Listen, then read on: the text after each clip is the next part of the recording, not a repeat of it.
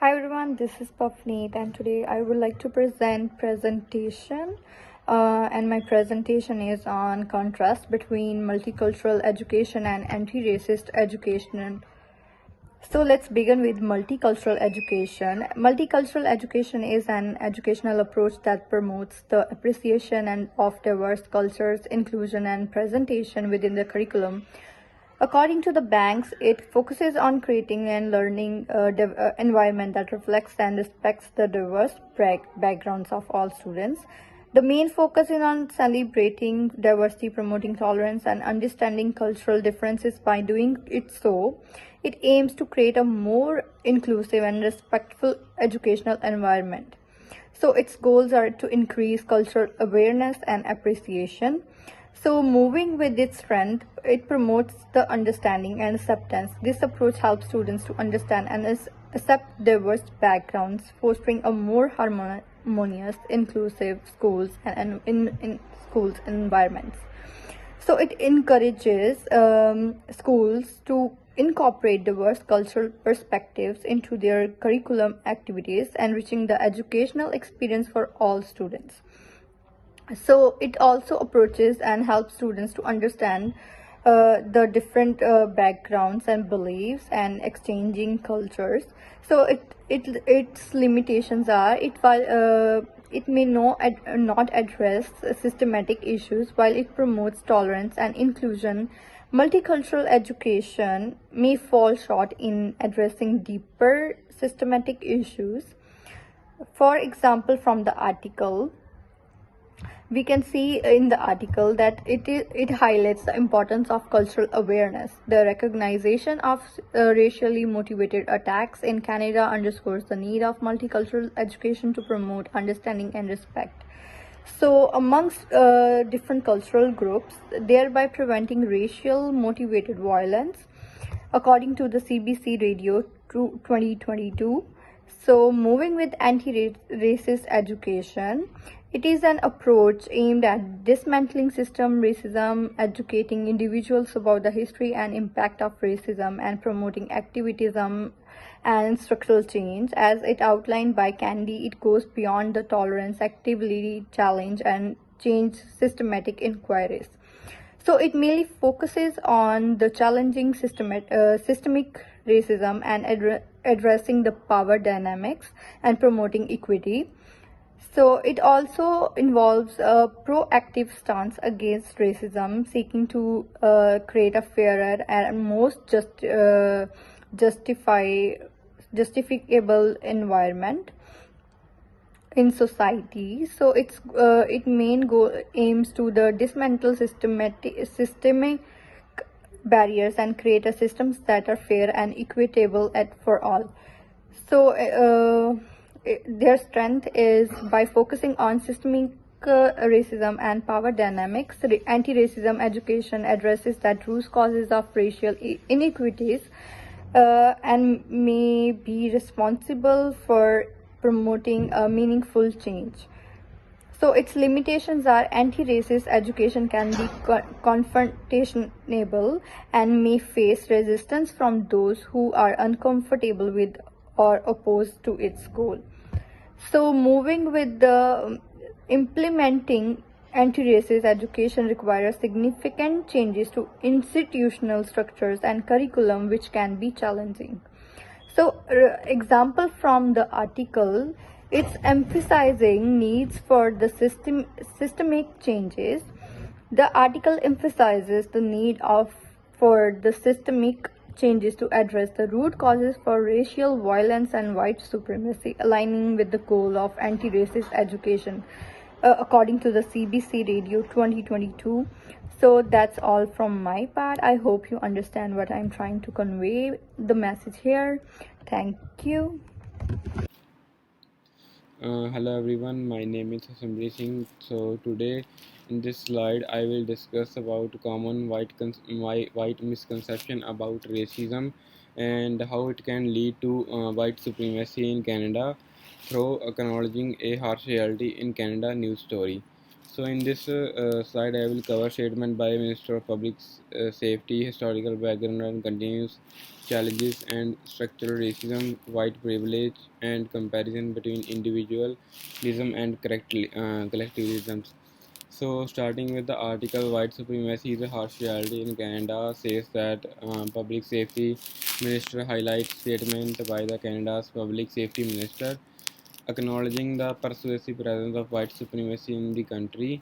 So he says that like the need for immediate action to combat this deep-seated issue, discussing recent incidents of hate crimes and the growth of far-right extremist groups and the government response and the historic concept of white supremacy in Canada and the ongoing struggles faced by the marginalized communities are also addressed. And if we analyze the article through the lens of our course concepts such as systematic racism, white privileges, and discourse of individualism versus collectivism, so it believes that provide so in this through this it provide deeper insight into the issue like systematic racism rooted in the established institutional institutions is evident in Canada's history of colonization and discriminatory policies. And if we talk about white privilege, it refers to the unearned advantages enjoyed by the white people, uh, persuaded by the systematic structures. And in the end, the discourse of individualism, often obscuring these privileges, is challenged by the minister's statement, recognized the system nature of white supremacy. So in the next slide, it is all about media representation and the discussion question that I want to discuss. So in the media representation, it's like as media representation and the framing, as usual, plays a significant role in shaping public reaction of perception of racism.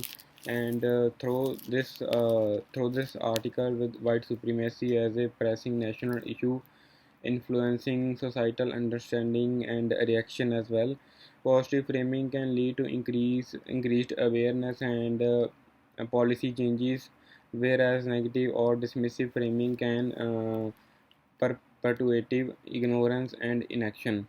So, in conclusion, I want to say that like the acknowledgement of white supremacy as a harsh reality by the public safety minister is a crucial step towards addressing systematic racism in Canada. So, by analyzing this article through a lens of our course content, we understand that the complexity of racism and the importance of challenging dominant ideologies. And the discussion question we propose focus on how systematic racism manifests in Canada and how individualism hinders the fight against racism and the influence of media representation on public perception. And understanding these elements help us to grab the importance of shifting towards more collective approach in addressing racial issues, and we invite everyone to engage in critical dialogue, sharing insights and perspective of these questions to foster a deeper understanding of the critical issue. So that's all about this slide, and here I would like to say the discussion question again. So it goes like this: how does the disclosure of individualism versus collectivism impact the perception and the address of systematic racism in Canadian society? So thank you guys for listening. That's all from my side. Rescue through white supremacy. What is witness and understanding? In this, witness is a spatio-political construct that encompasses more than just the skin colors. It refers to culture and institutional behavior that favors white individuals.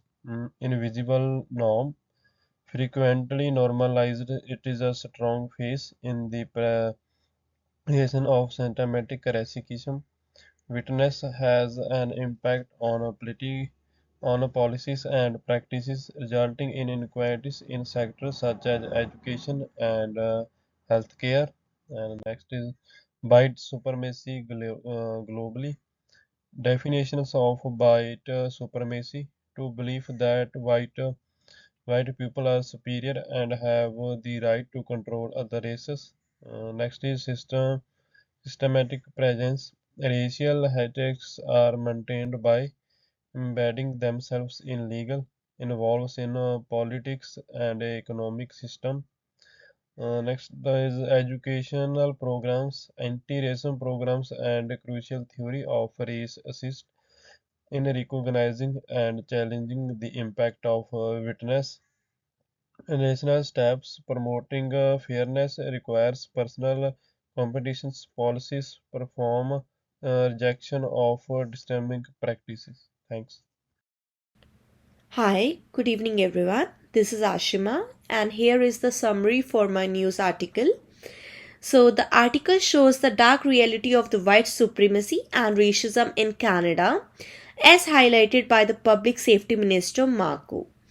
Marco draws connection between the rhetoric surrounding the Buffalo shooting and past tragic incidents in Canada, such as the Quebec City mosque shooting, the London car attack on a Muslim family, and the Ottawa occupation. He stresses the importance of addressing racism, removing dangerous firearms like AR 50s from circulation, and combating online disinformation. Marco also acknowledges the government's initiatives, including organizing summits on Islamophobia, advocating for diversity within institutions, and prospering legislation to encounter online hate speech. These efforts aim to tackle systematic issues and promote a more inclusive and tolerant society in Canada. So, now let's move on our second slide. So this is my second slide, and in this slide, I'll I'll relate racism through white supremacy to the media article. So the media article shows the relationship between racism and white supremacy, shedding light on Marco's acknowledgement that individuals who endorse racial superiority are essential supporting racial beliefs. Despite this recognition, there are concerns surrounding the minister's reluctance to directly address white supremacy and his focus on intentions rather than concrete actions, leading to doubts about the government's true commitment to combating the issue. Furthermore, the article probes into the treatment of the Ottawa convoy organizers, who propagated the white replacement theory, casting doubt on how seriously law enforcement handles such cases. These examples shows the complexity and challenges in addressing systematic racism and white supremacy within the society. To recapitulate, this article, when viewed through the lens of course content on racism, white supremacy, and systematic discrimination, it highlights the need for more consistent actions to confront the problems of hate, disinformation, and extremist beliefs that endures in Canadian society. This analysis underscored the imperative for comprehensive and enduring strategy to tackle the deep seated issue of racism and white supremacy, fostering a more inclusive and equitable environment. For example, the minister has already mentioned the incident in the article, which underscored the urgency of addressing these systematic challenges to create a more just and harmonious society. Thank you so much. This is our references page, and this is the discussion questions that we will talk on it further on. Thank you so much.